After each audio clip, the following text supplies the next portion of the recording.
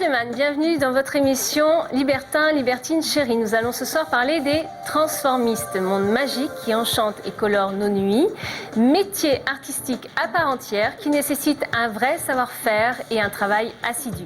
Nous avons l'honneur d'avoir sur notre plateau des artistes sexy et glamour. Je vous présente nos invités. Christina, transformiste, Ruby de Paris, transformiste ressemblant, Eric, transformiste ressemblant de Patsy dans Absolutely Fabulous, et enfin Texia, transformiste drag queen. Mais en attendant, nous sommes allés vous voir dans la rue. Et vous, qu'est-ce que vous pensez des transformistes? C'est notre micro-trottoir. À tout de suite. Pour vous, c'est quoi un transformiste? Un homme qui se transforme en femme. C'est quelqu'un qui se transforme? C'est un homme qui se transforme en femme ou une femme qui se transforme en homme. Un transformiste, un homme qui se transforme en femme, enfin qui se déguise en femme. Qui se transforme en ce qu'il veut. C'est quelqu'un qui se transforme en un personnage. C'est quelqu'un qui prend l'allure d'une autre personne que lui-même. Un transformiste, il se transforme. C'est ça, hein? Je sais pas, il met des vêtements de femme ou des choses étranges sur lui. Qu'attendez-vous de voir à un spectacle de transformistes? Des gens qui se transforment dans des choses originales. Des hommes qui imitent des femmes ou... Oui, ça. Si j'y allais, j'attendrais un petit peu de folie, quoi. Ouais. De folie d'être dans un autre corps. Beaucoup de gens qui se transforment en des choses différentes, c'est mieux. Un show, de la danse, puis des femmes. En principe, c'est une bonne imitation qui ressemble bien à la personne à qui il veut ressembler.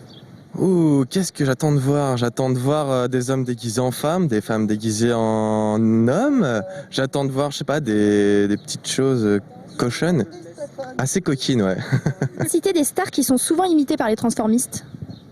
Michou, Marilyn Monroe, Johnny Hallyday, Dalida, Britney Spears, Chantal Goya, Dalida, Elvis Presley, Lady Gaga, Eddie Barclay, Dalida, Elvis Presley, Claude François. Oh là là. Vincent McDoom? Il est border en fait. C'est un mi-homme, mi-femme, on sait pas trop. Donc je pense que Vincent McDoom, c'est parfait. Alors, est-ce que vous avez quelques réactions par rapport à ce qu'on vient de voir? C'est amusant de voir comment les gens nous perçoivent. Ouais. Et alors les choses cochonnes, alors c'est un petit peu un cliché, C'est un cliché, oui. Ouais. Moi, je trouve que c'est un cliché, que c'est l'image que certains hommes ont dans leur tête de savoir parce qu'on se met en fille, tout de suite il va y avoir un côté sexuel. Mais bon, ça c'est un peu comme tous les hétéros, on va dire, c'est un peu un fantasme pour eux. Mais en fait, il ne faut pas mélanger le spectacle que nous proposons et autre chose fait par d'autres personnes. Mais c'est bien le sexe aussi. Oui, toi, tu es pas psy, chérie, c'est normal. Il faut du sexe et de la... Voilà, il faut s'amuser un peu aussi. C'est vrai qu'il faut s'amuser. Alors, Texia, donc vous êtes transformiste Transformiste et drag queen d'animation. Voilà. Oui. Alors, comment est-ce que vous avez démarré votre carrière? J'ai commencé à l'âge de 16 ans, donc il y a déjà très longtemps, vu que j'ai 29 ans.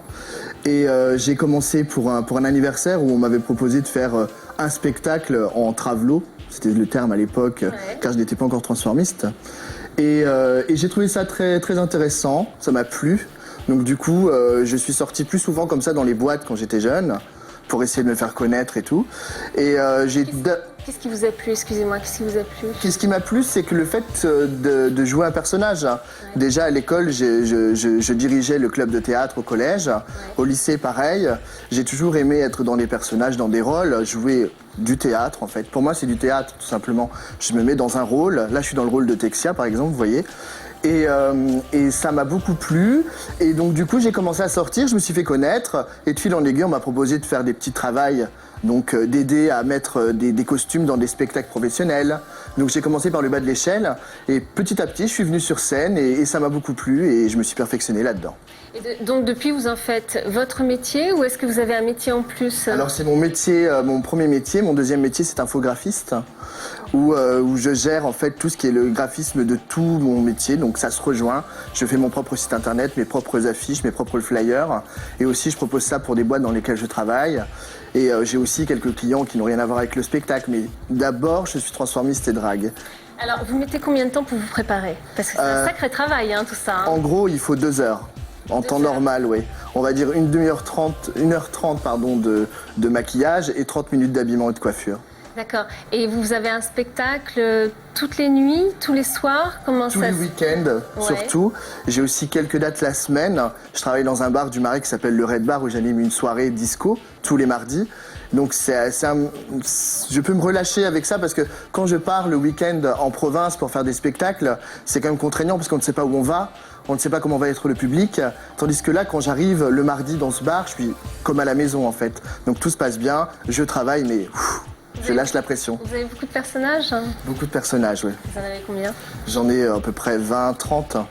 20, 30? Ouais, il y en a que je fais souvent en ressemblance propre et d'autres que je fais vraiment sans vraiment leur ressembler car je fais beaucoup de burlesque.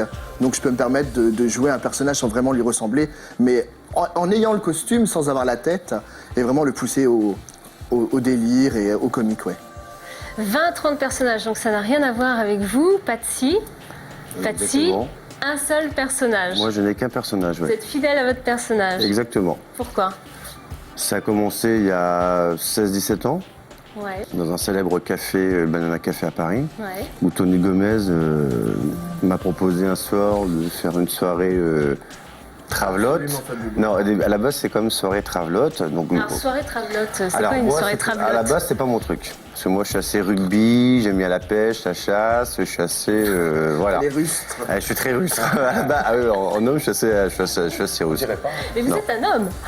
Bah, bien sûr. Ah ben, je m'en cache pas. Surtout, ça s'entend pas du tout, chérie. Et donc, c'est venu, voilà, c'était un défi. Donc, j'ai accepté le défi. Mais il m'avait mis sur la voie quand même en me disant, voilà, il y a une série qui vient de sortir à l'époque qui s'appelait Absolutely Fabulous. Et voilà, tu es vraiment en homme, tu ressembles énormément à l'héroïne, à la Patsy. Regarde. Il m'a donné une VHS, c'était les VHS à l'époque. Ouais. Et j'ai adoré le personnage, je l'ai fait. Et quand je suis rentré dans le lieu, tout le monde est venu, m'a dit c'est génial, c'est machin. Et en fait, quand après j'ai bossé au Queen, j'ai bossé en province. Maintenant, je suis résidente, ouais. Donc au Red Bar aussi, un célèbre café bar dans le Marais. Donc je fais tous les lundis soirs. Mais c'est vrai que c'est un personnage que j'avais arrêté il y a quand même quelques années. J'ai arrêté il y a 7-8 ans. Ouais. Et donc le patron du Red, qui est un ami à moi, m'a demandé de revenir. Pourquoi vous l'aviez arrêté? Parce qu'il y a une fatigue. Parce que c'est quand même... Il faut savoir que c'est quand même un métier fatigant. C'est un métier de la nuit, donc c'est vrai que... C'est un métier de la nuit. Ouais, mais c'est aussi fatigant parce que même les gens, dans la rue, ils me voyaient, ils m'appelaient Patsy, ils m'appelaient plus Eric. Donc il y a un moment, on a un métier qui n'est pas évident, hein, que ça Et en soit. termes d'identité, c'est un petit peu compliqué comme ça, d'être à la fois Patsy et Patsy la nuit, Eric le jour, c'est un peu ça? Maintenant, avec du recul, j'ai pris sur moi. Donc maintenant, je gère très bien la chose. Mais c'est vrai qu'il y a une dizaine d'années en arrière, c'était très dur quand j'ai arrêté. Les gens me voyaient dans la rue en homme, ils m'appelaient Patsy, quoi. Et je leur disais non, stop, c'est Eric. Patsy, c'est le personnage, la perruque, la coupe de champagne. Mais la journée, c'est Eric avant tout, quoi. Qu'est-ce que ça vous apporte dans votre vie? Qu'est-ce que ça a changé dans votre vie À moi, c'est un exultoire. Je le fais par plaisir. Parce que j'estime qu'il y a beaucoup de gens, il y a beaucoup de misère dans le monde. Il y a des gens qui sont... On traverse une crise, il y a des gens qui sont pas bien. Et le peu que je peux leur amener, même si c'est 10 secondes, 20 secondes de plaisir, même un petit sourire, une petite étincelle dans les yeux, bah pour moi, j'ai tout gagné, quoi. Et à vous, ça vous apporte quoi? Bah, du bonheur, voir les gens sourire, rendre quelqu'un heureux, si c'est 10 secondes, 1 minute, même 2 heures, 3 heures, je trouve ça génial, quoi. Alors, est-ce que vos parents, votre famille vient vous voir en spectacle? Non. Non? Non, autrement, je vais être déshérité, c'est sûr. Non. Je pense qu'il n'y aurait pas de... problème. Mes parents sont au courant, mais ils n'ont jamais eu l'occasion de venir me voir. Voilà. Parce qu'ils habitent en province, dans un petit village, et c'est vrai que j'ai pas de proposition de spectacle par là, donc du coup, ils ne viennent pas, mais je pense pas qu'ils seraient contre, en fait. Et vous avez envie qu'ils vous voient? J'aimerais bien, Ouais. bien sûr, oui. Alors, comme ils habitent dans un village, est-ce que c'est pas compliqué un petit peu pour eux d'imaginer leur fils transformiste, drag queen? Eux l'imaginent bien. Après, le quartier ou le village ne connaissent pas spécialement mon métier. Voilà, ils savent très bien que je suis gay, par exemple, ça ne pose aucun problème. Mais je vais dire, quand je vais rendre visite à mes parents, je n'y vais pas transformé. Donc je pense que le village ne le sait pas, en fait. Ils ont vu des photos? Mes parents ont vu des photos, oui. Ouais. Oui. les photos, mon site internet, on parle sur internet. Ils voient mon actualité, les émissions que je fais, les jeux télé, tout ça, ils voient tout, ouais. Donc je pense qu'ils ne seraient pas contents de le voir en vrai, voilà. D'accord. Oui, ils sont venus me voir. Ouais, ils sont venus vous Oui, voir. ils sont venus me voir plusieurs fois. Bon. Et pas évident, hein. Pas Première évident, fois, oui. ouais. J'avais l'impression de faire mon premier spectacle. Pourtant, il y avait beaucoup de monde dans la salle, mais j'étais plus préoccupé par mes parents que les 500 ou 600 personnes qu'il y avait. Ouais, quoi. ouais, c'est toujours... C'est impressionnant, c'est-à-dire on montre vraiment une part de soi. On montre une part de soi, on ne veut pas décevoir, on ne veut pas choquer non plus. Et c'est quand même, c'est le regard le plus important, finalement, la famille. C'est vrai, c'est vrai. En tout cas pour moi. Et alors, donc, Patsy, Oui, vous toujours le même personnage. le même personnage, fidèle. Et alors, qu'est-ce que vous envisagez par la suite? Pareil, même Pareil personnage.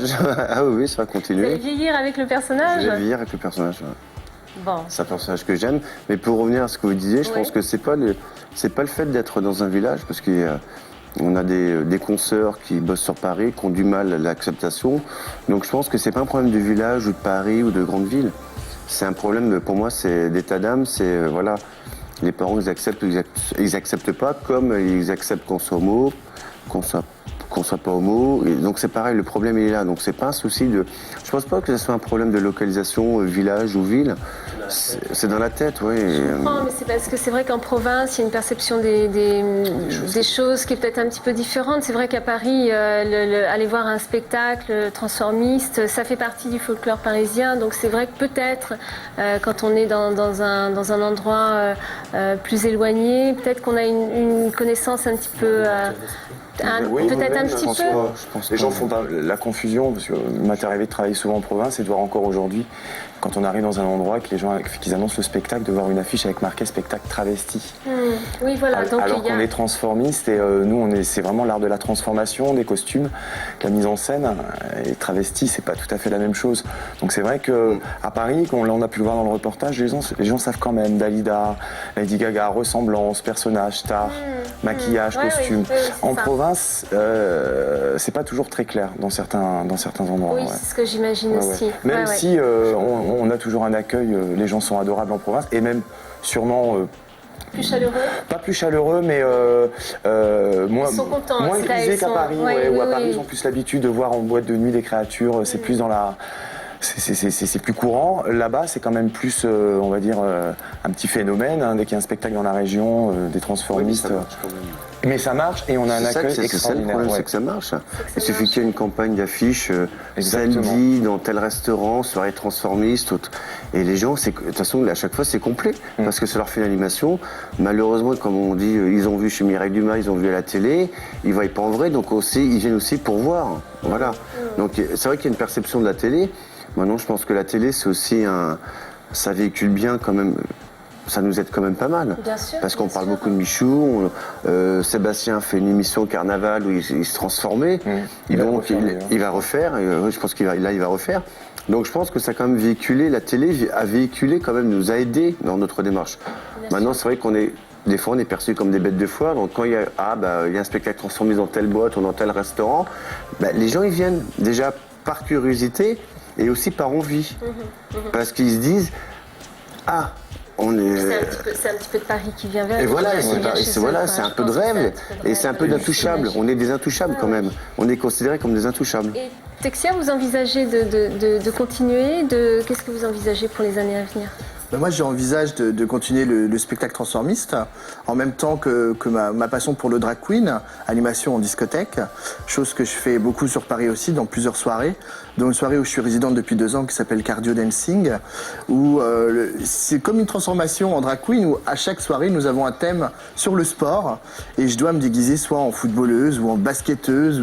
Donc pour moi, c'est un peu encore de la transformation, mais niveau drag queen, c'est encore autre chose.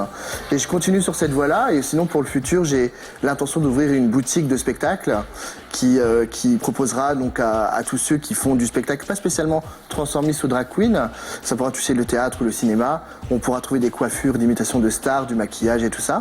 Donc ça, c'est un projet sur l'avenir que je voudrais ouvrir dans quelques années. Voilà. Bon, ça c'est bien, plein de projets. Tout en continuant le spectacle, bien sûr. Plein de projets. Plein de projets, oui, bien sûr. Merci Texia. Merci à vous. Merci Patsy d'avoir répondu à nos questions. Quant à nous, on se retrouve tout de suite après la pub. À tout de suite.